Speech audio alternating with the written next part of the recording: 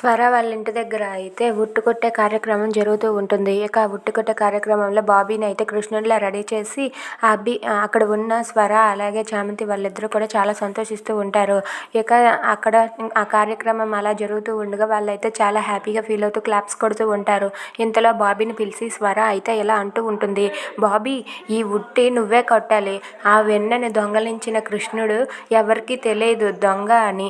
కానీ నువ్వు కూడా అలానే ఈ ఉట్టును కొట్టి నువ్వేంటో నిరూపించుకోవాలి, సరేనా అని చెప్పి స్వర అంటూ ఉంటుంది. అది విని బాబీ అయితే నేను ట్రై చేస్తాను అమ్మాయి మేడం అని చెప్పి అంటాడు. ట్రై చేయడం కాదు, ఆ ఉట్టి కొట్టాల్సింది నువ్వే, ఎలాగైనా సరే నువ్వే కొట్టి సాధించాలని చెప్పి స్వర బాబీతో అంటూ ఉంటుంది. అది విని బాబీ అయితే ఓకే అమ్మాయి మేడం అని చెప్పి అంటాడు.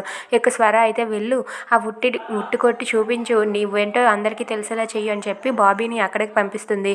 ఇక బాబీ అయితే ఆ ఉట్టి కొట్టడానికి అలా వెళ్తూ ఉండగా స్వర అలాగే అక్కడ ఉన్న చామంతి వాళ్ళిద్దరూ కూడా క్లాప్స్ కొడుతూ ఎంకరేజ్ చేస్తూ ఉంటారు. అక్కడ ఉన్న వాళ్ళందరూ కూడా బాబీని చూసి చాలా సరదాగా ఉంటారు. ఇంతలో స్వర అలా క్లాప్స్ కొడుతూ ఉండగా తన పాత జ్ఞాపకాలను గుర్తు తెచ్చుకుంటూ ఉంటుంది. అప్పుడు అభి సార్ కూడా ఉట్టి కొట్టే కార్యక్రమంలో నేను గెలవకపోతే అభి సార్ నన్ను ఎత్తుకొని మరి ఆ ఉట్టి కొట్టినట్లు చేశారు. అభి సారు ఇప్పుడు ఉంటే ఎంత బాగున్నా అని చెప్పి స్వర తన మనసులో అనుకుంటూ ఉంటుంది. అలా తనైతే అభి సార్ని గుర్తు తెచ్చుకొని ఆ కార్యక్రమంలో చాలా సరదాగా గడుపుతూ ఉంటుంది. ఇక బాబీ ఆ ఉట్టును కొడతాడా? If you like this video please like, share and subscribe. Thanks for watching.